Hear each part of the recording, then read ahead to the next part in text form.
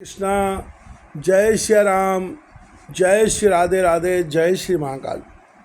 इस वीडियो में आपको श्रवण कराएंगे जगदम्बिका के द्वारा अपने स्वरूप का वर्णन तथा ब्रह्मा विष्णु एवं शंकर के लिए महासरस्वती, महालक्ष्मी और महाकाली को अर्पण करके उनके कार्य करने का आदेश। ब्रह्मा जी कहते हैं, इस प्रकार मैंने जब भगवती जगदम्बिका से विनयपूर्वक पूछा तब वे मधुर वाणी में मुझसे कहने लगी।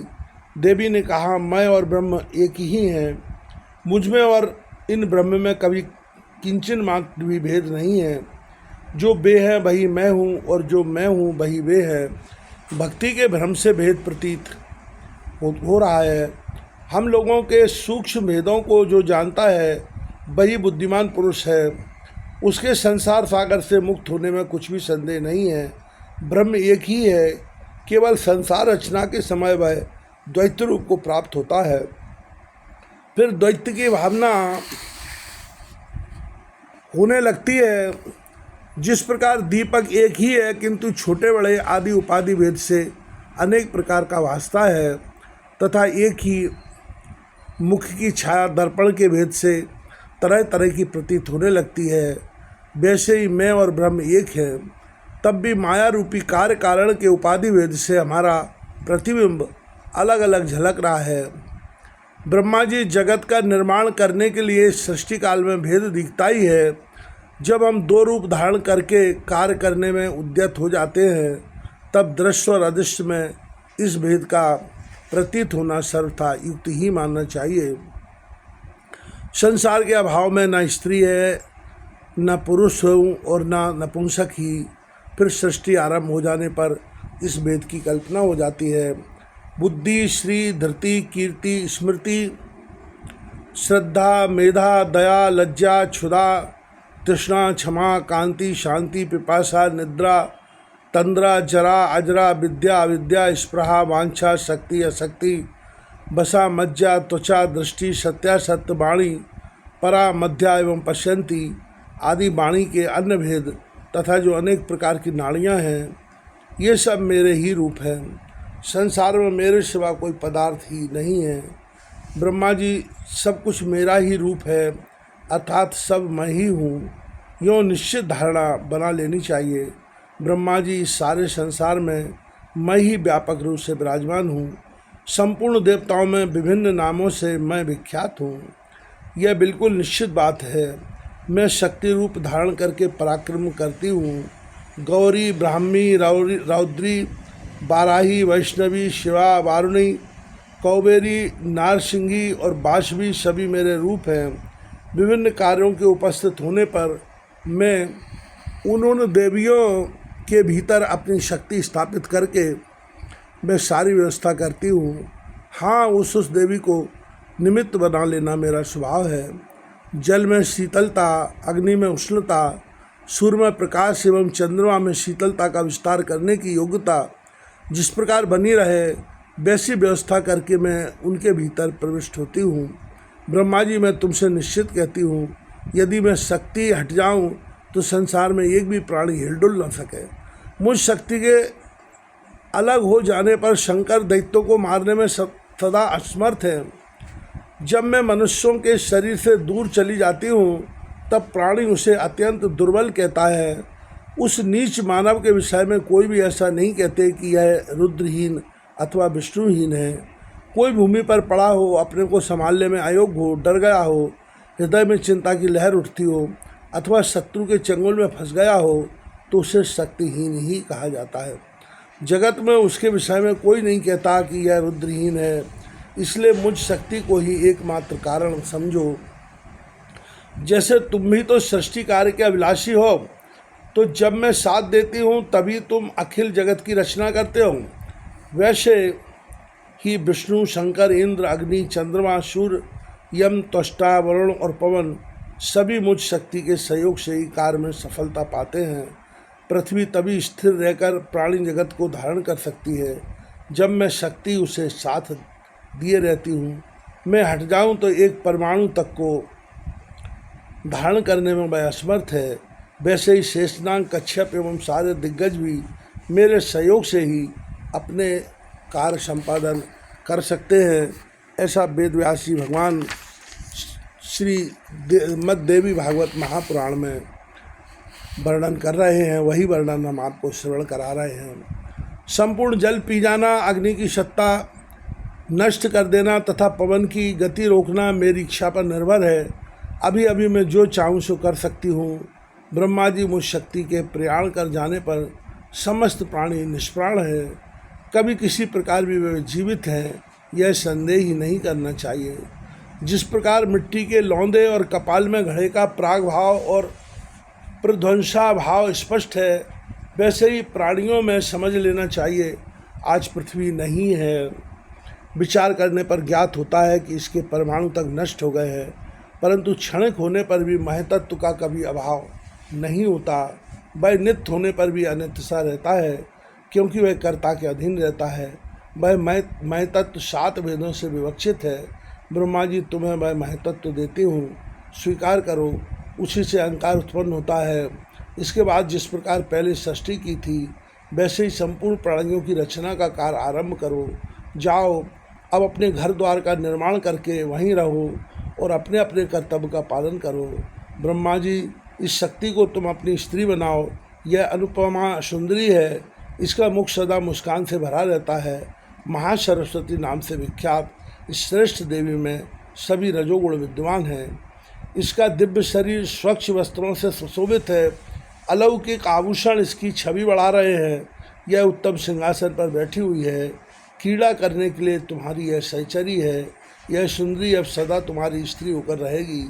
इसी प्रेयसी भार्या को भी मेरी ही विभूति समझकर आदर की दृष्टि से देखना। कभी भी इसका तिरस्कार करना वांछनीय नहीं। अब तुम शीघ्र से साथ लेकर सत्यलोक में पधारो। समय हो गया है, अतः महतत्व का सहारा लेकर 4 प्रकार की सृष्टि बनाने में तत्पर हो जाओ।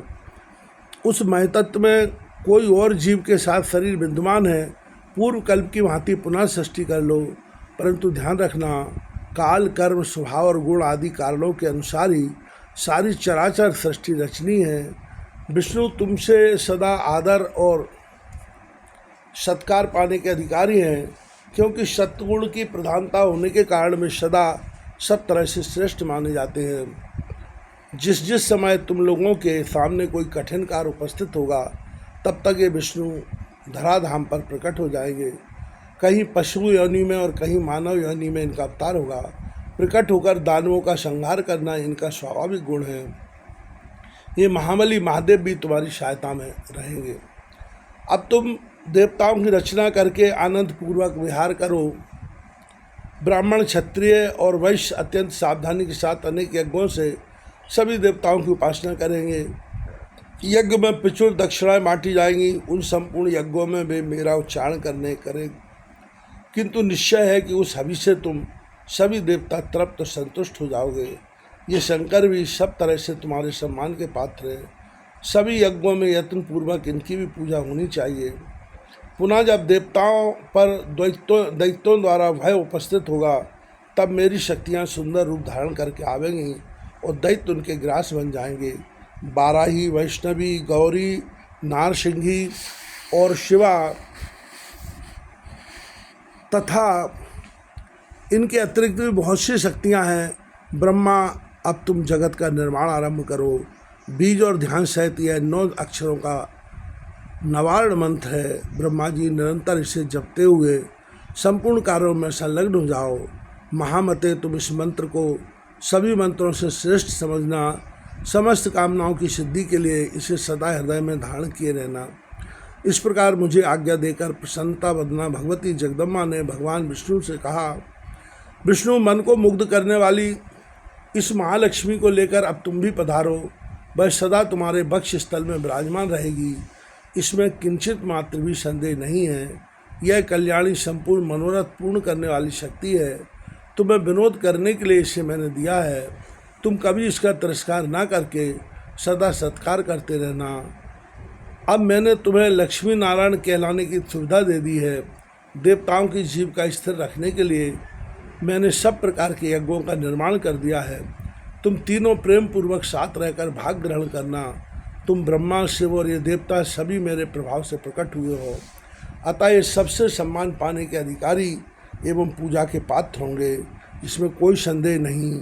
जो मूर्ख मानव इनमें भेद बुद्धि रखेंगे उन्हें निश्चय ही नरक में जाना पड़ेगा। जो विष्णु हैं वे ही साक्षात शिव हैं, और जो शिव है वे ही स्वयं श्री हरि हैं। इनमें भेदभाव रखने वाला मनुष्य नरक का अधिकारी होता है। ऐसे ही ब्रह्मा के विषय में भी समझ लेना चाहिए, इसमें कुछ भी अन्यथा विचार करना अनावश्यक है।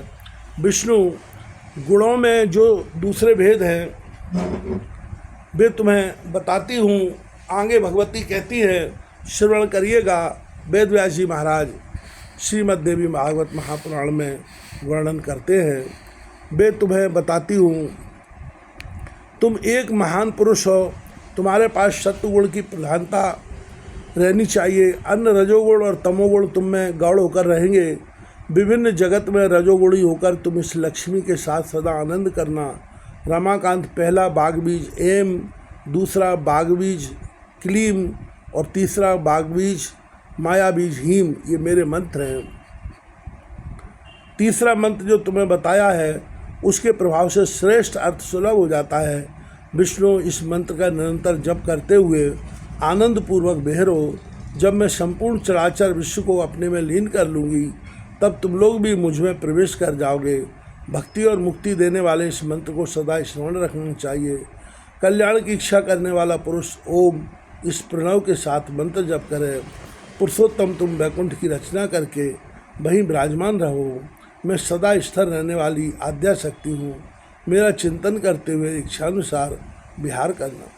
ब्रह्मा जी कहते हैं, भगवती त्रिगुणा निर्गुणा और प्रकृति से परे है। भगवान विष्णु से उपयुक्त बातें कहने के पश्चात वे महाभाग शंकर के प्रति मधुर वाणी में बोले। देवी ने कहा, शंकर मन को मुग्ध करने वाली यह महाकाली गौरी नाम से विख्यात है। तुम इसे पत्नी रूप से स्वीकार करो। कैलाश की रचना करके वहीं रहो और इसके साथ सुखपूर्वक आनंद करो। तुम्हारी लीला में तमोगुण की प्रधानता रहेगी। सत्वगुण और रजोगुण गौड़ होकर रहेंगे।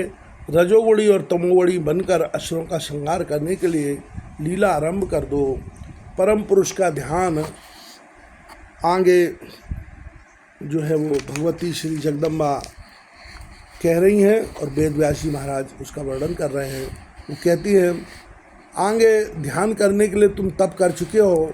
महादेव तुम बड़े पुण्यात्मा हो।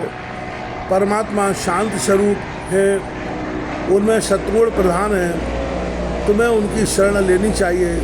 तुम तीन गुणों से संपन्न हो। सृष्टि स्थिति और संहार तुम्हारे कार्य हैं। संसार में कहीं भी कोई ऐसी वस्तु नहीं है जो इन तीन गुणों के अतिरिक्त हो। जगत में जितने पदार्थ दिख रहे हैं वे सब के सब त्रिगुणमय हैं। निर्गुण होकर सबको दिखाई दे ऐसी कोई वस्तु न थी और न होगी। निर्गुण तो परमात्मा है जो कभी स्पष्ट दृष्टिगोचर नहीं होते। शंकर में समयानुसार सगुण और निर्गुण भी रूप धारण कर लेती हूँ। मेरा विग्रह सर्वोत्तम है। मैं सदा कारण होकर रहती हूँ, कभी कार्य की श्रेणी में नहीं गई। कारण होने की स्थिति में मेरा रूप सगुण रहता है। परम पुरुष परमात्मा के पास में निर्गुण रूप से रहती हूँ। अहंकार एवं शब्द स्पर्श आदि महतत्व के गुण हैं। कार्य और कारण रूप से दिन रात व्यापार आरंभ रहता है। मुझसे ही अहंकार उत्पन्न हुआ है, अतः मुझ कल्याणी को कारण कहते हैं। अहंकार मेरा कार्य है, उसमें सत्व रज और तम तीनों गुण आ जाते हैं। अहंकार से महतत्व उत्पन्न होता है। यह समष्टि बुद्धि का परिचय है। इससे महतत्व कार्य और अहंकार कारण कहलाता है। अहंकार से तन्मात्राएं उत्पन्न होती है। यह निरंतर का नियम है। वे ही सूक्ष्म रूप से पंचभूतों की कारण होती हैं। सबके सृजन में पंचभूतों के सात्विक अंश से 5 कर्मेंद्रियां, 5 ज्ञानेंद्रियां, 5 महाभूत तथा 16वां मन, ये सभी उत्पन्न होते हैं। इनमें कोई कार्य होता है और कोई कारण। इस प्रकार 16 विभिन्न पदार्थों का समुदाय यह प्राणी होता है। परमात्मा आदि पुरुष हैं, वे न कार्य है न कारण। संभव सबके सृष्टि काल में इसी प्रकार की शैली बरती जाती है। यह सृष्टि का क्रम मैंने संक्षेप में तुम्हें बतला दिया। मानव भाव देवताओं, अब मेरा कार्य सिद्ध करने के लिए विमान पर बैठकर तुम लोग शीघ्र पधारो। कोई कठिन कार्य उपस्थित होने पर जब तुम्हें मुझे स्मरण करोगे तब मैं सामने आ जाऊंगी। देवताओं, मेरा तथा सनातन परमात्मा का ध्यान तुम्हें सदा करते रहना चाहिए। हम दोनों का स्मरण करते रहोगे तो तुम्हारे कार्य सिद्ध होने में किंचन मात्र भी संदेह नहीं रहेगा। ब्रह्मा जी कहते हैं, इस प्रकार कहकर भगवती जमदग्निका ने हमें विदा कर दिया। उन्होंने शुद्ध आचार वाली शक्तियों में से भगवान विष्णु के लिए महालक्ष्मी को, शंकर के लिए महाकाली को और मेरे लिए महासरस्वती को पत्नी बनने की आज्ञा दे दी। अब उस स्थान से हम चल पड़े। दूसरे स्थानों पर हम तीनों की पुरुष रूप से प्रतिष्ठा हुई। देवी के उस परम अद्भुत प्रभाव एवं स्वरूप का हम सदा स्मरण कर रहे थे।